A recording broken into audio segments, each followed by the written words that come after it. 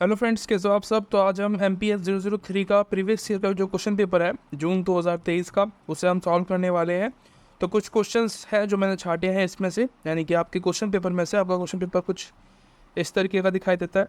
ठीक है, ये आपका है जून 2023 का, 100 मार्क्स का होता है। ईच क्वेश्चन आपकी 500 मार्क्स के होते हैं, मतलब 500 नंबर्स में आपको आंसर लिखना होता है, यानी कि एक तरीके से 5 पेज आपको पढ़ने ही पढ़ने हैं।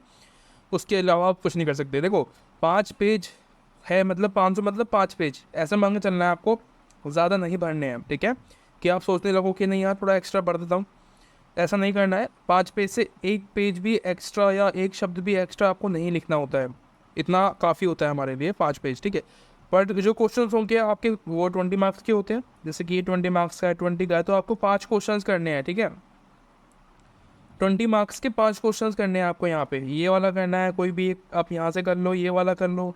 ठीक है, और या फिर आप ऐसा करो कि आप ये वाला कर लो। ठीक है, यानी कि एक में से आपको 3 करने हैं, इस वाले में से ऊपर या नीचे वाले में से कोई में से एक में से 3 करने हैं। ठीक है, बाकी किसी एक में से 2 करने हैं, तो 5 हो जाएंगे आपके वहाँ पे। ठीक है, अब आपको समझ में आ गया होगा मैं क्या कहना चाह रहा हूँ। ठीक है, बाकी हम डायरेक्टली सवाल पे आते हैं कि कैसा करना है।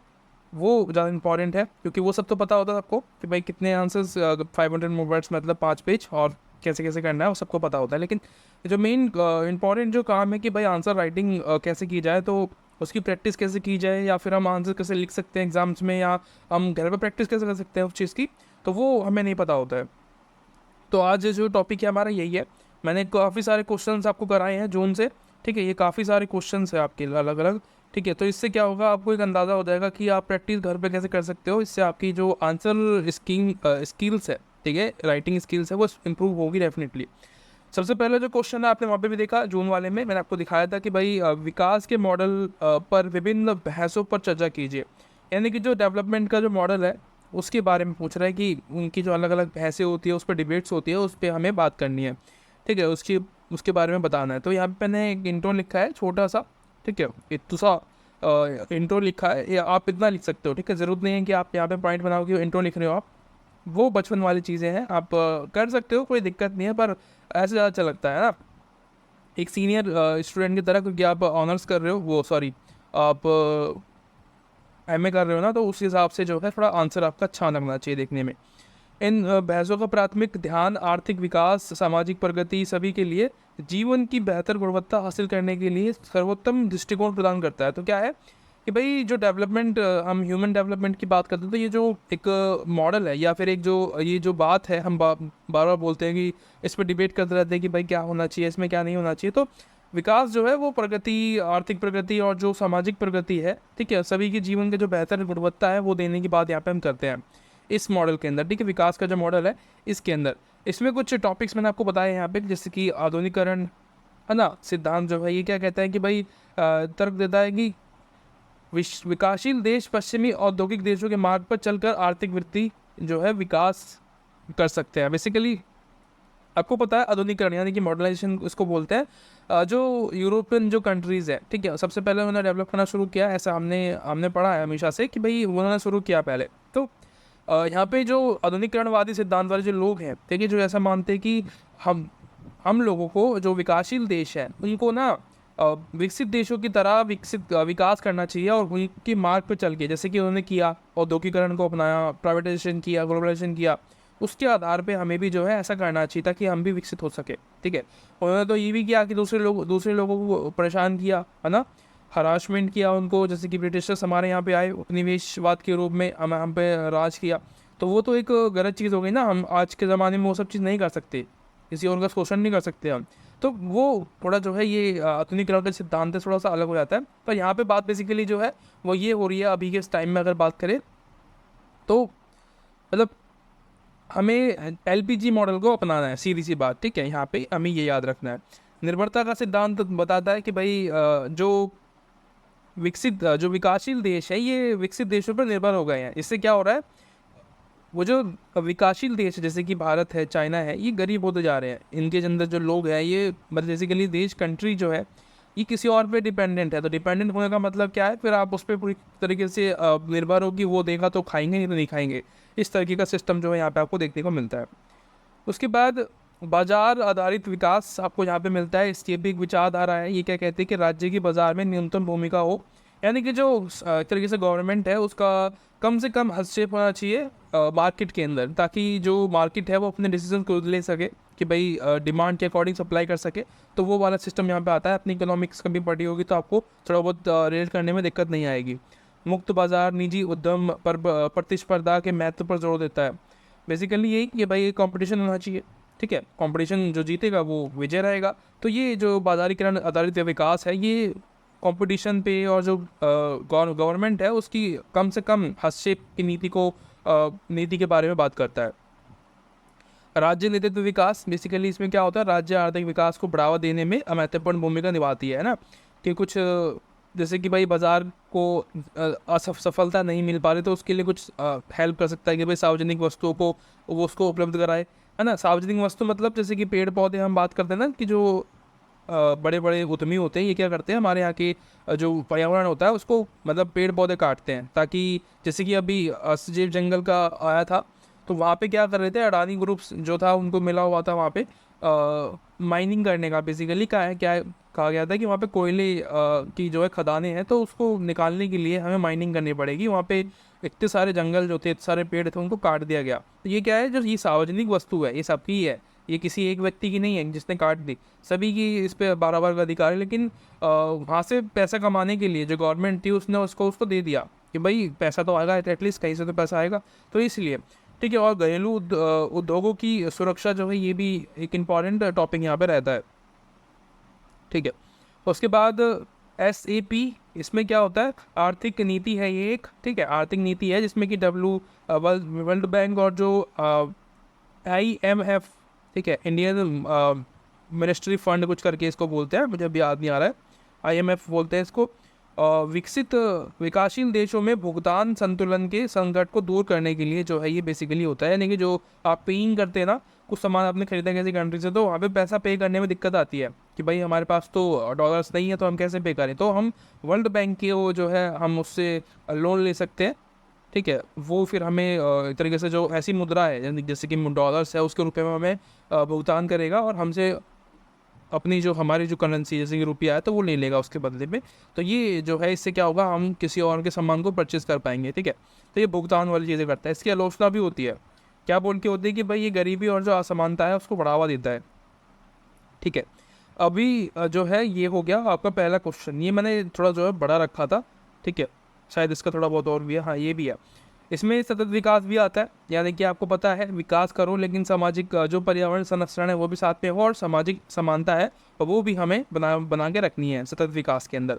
आर्थिक विकास बेसिकली जो मुद्दे हैं इसमें जो डिबेट्स होती है इसके ऊपर क्या होती है कि भाई आर्थिक विकास से पर्यावरण संरक्षण होता है और सामाजिक असमानता हो सकती है, यानी कि जो सोशल इनइक्वालिटी है वो बढ़ सकती है। अगर कोई, देखो ये तो होता ही है, अब कोई वर्ग है वो आगे निकल गया, ठीक है, कोई भी कास्ट है कोई भी वर्ग है वो उसके पास अच्छा पैसा खासा आ गया है और वो मतलब अच्छी कंडीशन हो गई है उसकी, कहने का मतलब ये है कि पैसे वाली पार्टी हो गई है कोई एक पर्टिकुलर वर्ग की अगर बात करें, तो वो क्या करेगा, फिर अन्य वर्गों को वो नीचे समझेगा, ये तो होगा ही ना।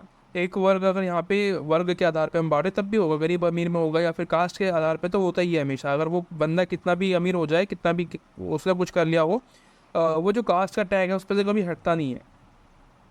तो ये आर्थिक विकास के बारे में बताता है। उसके बाद मानव विकास जो है इसमें क्या होता है, शिक्षा और जो स्वास्थ्य और जो समानता है वो मानव विकास की जो डेवलपमेंट का मॉडल है हम उस पर बात कर रहे हैं। मानव विकास में आप इसमें जो है शिक्षा स्वास्थ्य जो है ये ले सकते हैं, यानी कि लोगों की जो गुणवत्ता है लाइफ की उसको ठीक करना, सीधी सी बात, ठीक है।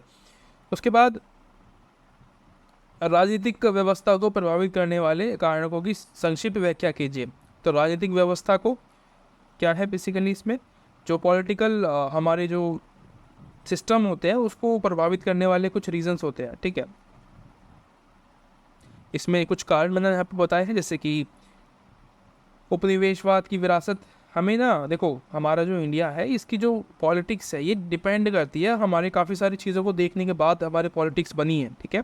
इसमें जो संविधान है उसमें प्रावधान किए गए हैं कि भाई हमारा नेचर कैसा है, हमारी संस्कृति के आधार पे, ठीक है, हमारे रीति रिवाज, हमारी जो भौगोलिक स्थिति है, ठीक है, और जो हमारे ऊपर जो इम्पैक्ट पड़ा अंग्रेज़ों का, जिस तरीके से उन्होंने हमारे ऊपर राज किया, हम पे जो चीज़ों को थोप के गए वो, तो वो सब हमें फॉलो करते हुए चीज़ों को करना पड़ता है, ठीक है। जैसे कि मैंने आपको बताया अभी उपनिवेशवाद का जो असर है हम पे रहा है, और सांस्कृतिक मूल्य जो है वो हमारे उसके आधार पे हमारी जो पॉलिटिक्स होती है उस पर डिपेंड मतलब वो डिपेंड करती है हमारी संस्कृति पे, हमारी विश्वासों पे।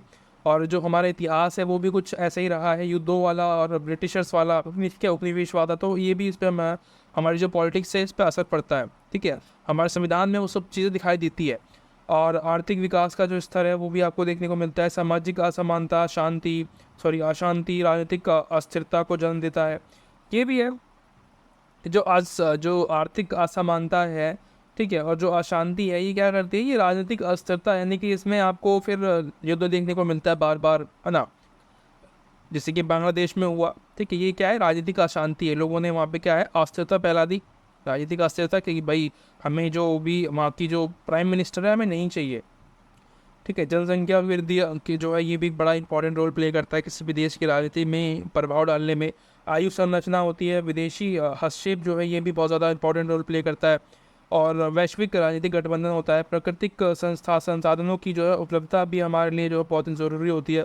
जितनी ज़्यादा अच्छी उपलब्धता हमारे पास होगी उतने ही अच्छे हमारे पास जो नेचुरल रिसोर्सेज है उनकी पकड़ होती है। वो फिर बाद में हम जो है उनको अच्छे तरीके से इस्तेमाल करके हम किसी को सेल कर सकते हैं, जिससे कि हमें पैसा मिलेगा। तो वो जो है एक रहता है, जैसे कि सऊदी अरब है वगैरह जो कंट्रीज़ है, ये इतने विकसित क्यों है, क्योंकि इनके पास नेचुरल रिसोर्सेज थे, है ना। पेट्रोलियम के माध्यम से इनके पास करोड़ों रुपए आ गया आज, ठीक है, अरबों रुपए के मालिक बने बैठे हैं। इन्होंने कुछ भी नहीं किया, खास कुछ नहीं किया, बस माइनिंग करी, पेट्रोल निकाला और बेचा, क्योंकि इनके पास खदान थी पेट्रोल की, जो कि आज बहुत ज़्यादा कीमती चीज़ है। किसी देश का आकार और जो स्थान है वो भी इसके लिए बहुत ज़्यादा इंपॉर्टेंट होता है, ठीक। जैसे कि भारत आप देखते हो बहुत ही बड़ा जो है कंट्री है, इसमें बहुत बड़ी जनसंख्या भी है, जिसकी वजह से यहाँ का इसको डेवलप करना, ठीक है, बहुत ज़्यादा मुश्किल एक काम हो जाता है, क्योंकि वहाँ पे सबको लोगों को साथ में लेके चलना है। हमें यहाँ पे जो है कल्चर को भी देखना है, धर्म को, संस्कृति को, है ना, ये सब को, हमारी जो ऐतिहासिक विरासतें हैं हमें उसको भी याद रखते हुए चीज़ों को फॉलो करते हुए काम करना पड़ेगा। तो बहुत ही मुश्किल हो जाता है, ठीक है। और जो सामाजिक संरचना है, यानी कि जो जाति प्रथा है, ये तो हमेशा आपको देखने को मिलती है। ये बहुत बड़ा एक रोड़ा है हमारी डेवलपमेंट के अंदर, ठीक है। तो ये आपका एक छोटा सा ये पॉइंट हो गया कारणों के अंदर, सबको सब कुछ बता दिया। आपको यहाँ पे क्या करना है, इसको एक्सप्लेन करना है बस, ठीक है। जितने मैंने टॉपिक आपको बताए हैं बहुत ही कम एक्सप्लेन किया मैंने इनको। आपको 5 पेज पढ़ना है तो आपको उस हिसाब से इनको एक्सप्लेन करना पड़ेगा, ठीक है। बाकी आप देख लो, ये पॉइंट है, ठीक है, ये लाइंस भी है, साथ साथ में पॉइंट्स भी मैंने आपको बताएंगे। भाई उपनिवेशवाद की विरासत है, हमारा ऐतिहासिक जो घटनाएं हैं, इस पर भी हमारा जो है बहुत ही ज़्यादा डिपेंड करता है हमारी जो पॉलिटिक्स होती है इंडिया की, ठीक है। हमारी आर्थिक विरासत है, सामाजिक संरचना है, विकास जो किसी देश की जो आकार होता है वो भी हमारी जो पॉलिटिक्स होती है, जो राजनीति होती है उस पर प्रभाव डालता है, ठीक है। हम कैसे भी डेवलप कर सकते हैं इनको साथ लेके डेवलप करना बहुत ही ज़्यादा मुश्किल है, ठीक है, पर जो है हम कर रहे हैं जैसे तैसे करके। भारत में संघीय व्यवस्था की कार्यप्रणाली पर चर्चा कीजिए। तो संघीय व्यवस्था हमारे, आपको पता होगा इंडिया में संघीय व्यवस्था है, इसमें क्या है, राज्य भी है, राज्य की सरकारें भी काम करती है अपना अलग, उनका अलग काम है। जो सेंट्रल गवर्नमेंट है, जो केंद्र सरकार है, वो अपना अलग काम करती है ना, समवर्ती सूची, राज्य सूची और जो है अपनी संघ सूची। तो इनकी अलग अलग सूचियाँ हैं, उसके आधार पर ये काम करते हैं, ठीक है। यही वो इसी को जो है संघीय व्यवस्था की जो प्रणाली है वो पूछ रहा है कि भाई कार्य प्रणाली कैसी है। मैंने पहले आपको यहाँ पे बताया है कि भाई इसकी विशेषताएं क्या होती है, कि भाई दोहरी सरकार होती है, राज्य सरकार और केंद्र सरकार। और सरकार का जो है विभाजन होता है केंद्र सूची, राज्य सूची के अंदर, इनका जो काम होता है उसके आधार पे। सरकार के किसी भी एक स्तर के पास पूर्ण शक्ति ना हो, ठीक है, ऐसा जो है मेरी गवर्नमेंट जो है, हमारी जो कॉन्स्टिट्यूशन है उसमें प्रावधान देखने को मिलता है आपको, कि भाई कोई एक पावरफुल ना हो, सबके पास बराबर का अधिकार है ना, चाहे वो न्यायपालिका है, ठीक है, कार्यपालिका है या विधायिका है, सबके पास बराबर का अपनी एक पावर होती है। केंद्र और राज्य का मिलकर काम करना जो है ये सहकारी संघवाद इसको बोलते हैं, ठीक है। सहकारी संघवाद मतलब जो केंद्र और जो राज्य है वो साथ में मिलकर काम करते हैं। तो अभी आपको देखने को मिलता है कि भाई कभी किसी मामले में वो साथ में मिलकर काम भी करते हैं, ठीक है। उसके बाद दूसरा आता है आपका संघीय प्रणाली की कार्यप्रणाली। जो भी सवाल पूछा गया है इसके अंदर वो यही है कार्यप्रणाली के बारे में। तो मैं आपको बता दूं कि भाई कार्यप्रणाली जो है, कार्यकारी शक्ति जो है आपको केंद्र सरकार में जो है प्राइम मिनिस्टर के पास मिलती है, और जो राज्य सरकार है उस पर आपको जो सीएम होते हैं, ठीक है, चीफ मिनिस्टर होते हैं, उनके पास मिलती है। और यहाँ पे केंद्र और राज्य के पास अपनी अपनी विधायिका आपको देखने को मिलती है, ठीक है। केंद्र और राज्य के पास अपनी अपनी अलग अलग विधायिका हैं, हमें पता है, कि भाई राज्य के पास अलग है, केंद्र के पास अलग है। सर्वोच्च न्यायालय के पास देश की न्यायिक शक्तियों का होना, ये भी एक जो है बड़ा वो रहता है कि भाई जो सर्वोच्च न्यायालय है, हमारा जो सुप्रीम कोर्ट है, उसके पास देश की पूरी जो न्यायिक व्यवस्था है उसका हक है, ठीक है, क्योंकि कॉन्स्टिट्यूशन उसको पावर देता है निर्णय करने का, ठीक है। ये तो हो गए इसका कार्य प्रणाली के बारे में। देखो इनको आपको एक्सप्लेन करना पड़ेगा, ऐसे काम नहीं चलेगा। मैंने इनको एक पेज में कर दिया है, पर आपको 5 पेज भरने हैं, तो उस हिसाब से आपको इनका आंसर लिखना पड़ेगा, ठीक है। भर भर के आपको लिखना है, जितना ज़्यादा हो सके आप उसको लिखो। देखो ये बच्चों वाली चीज़ें मैंने आपको जो बताई है, मैंने बस ये क्वेश्चन को सॉल्व करके दिखाया आपको यहाँ पे कि भाई आप इसको कर सकते हो, ये बहुत आसान है, ठीक है। और उसके बाद आपको इनको बस एक्सप्लेन करना है, दैट्स इट, ठीक है। शुरू में आप क्या कर सकते हो, एक चीज़ और कर सकते हो यहाँ पे आप कि भाई यहाँ पे मैंने इंट्रो नहीं लिखा है, इस वाले क्षेत्र में आप जो है शुरुआत में पहले इंट्रो लिखो, फिर आप जो ये मेन बॉडी में जो लिखे ना, ये सारी मेन बॉडीज़ है, फिर आप इनको जो है आंसर्स में लिख सकते हो, ठीक है। और फिर लास्ट में एक निष्कर्ष आपको लिखना है जब आपका पेज एक्स्ट्रा बच जाए वहाँ पे। फिर अगला आपका आता है पॉइंट जो कि है चुनौतियाँ, ठीक है। इसमें कुछ चुनौतियाँ भी होंगे, कुछ मुद्दे भी होंगे, जैसे कि भाई केंद्र जो राज्य जो संबंध है वो तनावपूर्ण रहते हैं हमेशा ना, इनके बीच में हमेशा जो है कुछ ना कुछ तनी जो है रहती है। और क्षेत्रीय असमानता आपको देखने को मिलती है कि भाई कुछ क्षेत्र में तो काम अच्छा होता है, कुछ क्षेत्र में नहीं होता है, ठीक है। कि भाई देखो सेंट्रल गवर्नमेंट का जो है रहता है कि भाई सेंट्रल गवर्नमेंट उन राज्यों के लिए ज़्यादा अच्छी पॉलिसी बनाएगी जो उनके अंडर में आती है ना, उन राज्यों में नहीं बनाती जो कि उनके अंडर के से बाहर है। जैसे कि कोई अदर पार्टी का जो रूलिंग पार्टी है वो किसी अन्य, जैसे कि केजरीवाल की सरकार है दिल्ली में, तो वो आम आदमी की पार्टी है, और केंद्र में बीजेपी की सरकार है, तो इन दोनों में बीच में जो है लड़ाई होती रहेगी, काम नहीं होने देंगे ये राज्य के अंदर, ठीक है। किसी भी राज्य में ये सभी के लिए फॉलो होता है, तो ये रियलिटी है हमारी इंडिया की जो राजनीति है वो ऐसी है। उसके बाद भ्रष्टाचार और जो अकुशलता है वो भी आपको यहाँ पे देखने को मिलती है, ठीक है। उसके बाद आता है एक आपका भारत में एक विकेंद्रीकरण के विचार विकास पर चर्चा कीजिए। डिसेंट्रलाइजेशन मैंने आपको पढ़ाया है, मैंने बेसिकली ये पूरी बुक पढ़ा रखी है। अगर आपको ये भी देखनी है तो लिंक मिल जाएगा आपको डिस्क्रिप्शन में इस बुक का, ठीक है। बुक के सारे चैप्टर्स मैंने पढ़ाए हैं यहाँ पे। आपको डिसेंट्रलाइजेशन पढ़ना है, विकेंद्रीकरण जो है ये पढ़ना है, तो आपको ईजिली आपको समझ में आ जाएगा वहाँ पे। मैंने बहुत ही ईजी लैंग्वेज में वहाँ पे एक्सप्लेन किया है इन सबको। इसका जो अर्थ होता है वो होता है शक्तियों का विभाजन, ठीक है। यानी कि जो डिसेंट्रलाइजेशन है या जो विकेंद्रीकरण है उसका मतलब होता है शक्तियों का विभाजन करना। अब विकेंद्रीकरण का जो विकास है वो कैसे हुआ वो हम देख लेते हैं कि भाई वित्तीय हस्तांतरण से हुआ है। भारत में संवैधानिक जो संघीय व्यवस्था है ये जो है विकेंद्रीकरण को प्रभावित करती है, इसको लेके आती है हमारे इंडिया में, क्योंकि हमारे देश में संघीय व्यवस्था है ना कि एक ही व्यवस्था। पंचायत जो है ये आपको देखने को मिलती है, इससे विकेंद्रीकरण का विकास होता है। और जो हमारा अमेंडमेंट हुआ था, ठीक है, 73 और 74 का अमेंडमेंट हुआ था, ये कब हुआ था मुझे आप कमेंट में बताना।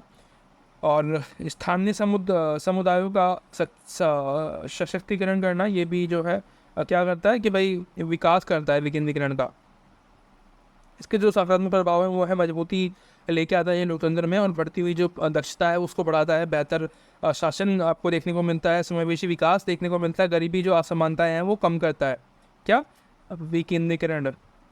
उसके बाद मैंने एक निष्कर्ष लिखा है यहाँ पे छोटा सा, ये आप लिख सकते हो, ठीक है, अपने एग्जाम्स में इसको यूज़ कर सकते हो, आप इसको समझ सकते हो कि मैंने इसको कैसे लिखा है, ठीक है।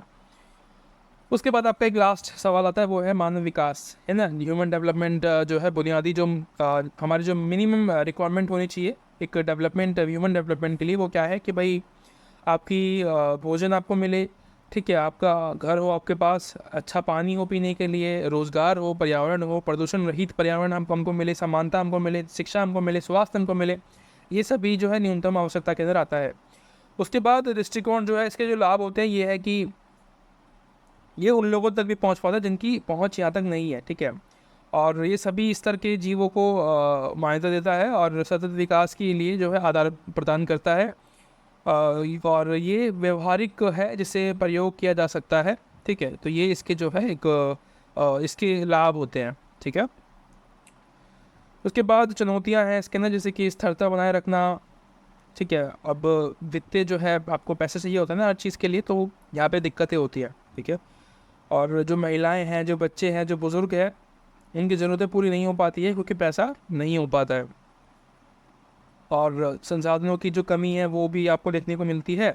और प्रभावशालीता जो है वो कम है इसके अंदर, ठीक है। जो एक्टिवनेस है इसकी बहुत ज़्यादा कम हो गई है। देखो कुछ संस्थाएं होती हैं जो कि इन चीज़ों को करती है, ठीक है। जो ह्यूमन नीड्स है, जो बेसिक नीड होती है हमारी, खाना पीना रहना, उसको पूरा करती है। तो सरकार तो करती है कोशिश, लेकिन सरकार भी जो है, इतने सारे लोग हैं, ठीक है। 1.5 मिलियन हमारी जो पॉपुलेशन है, मतलब 147 करोड़ लोगों की आबादी वाला देश हमारा है भारत। तो इतने सारे लोग हैं, उसमें 80 से 90 करोड़ लोग जो है ऐसे हैं जिनके पास खाने के लिए खाना भी नहीं है। तो आप समझ सकते हो कि कितने सारे लोगों को हमें खाना देना पड़ेगा, तो उसके लिए पैसा भी उतना ही चाहिए, ठीक है। तो ये बहुत ज़्यादा बड़ी एक समस्या रहती है हमारे लिए।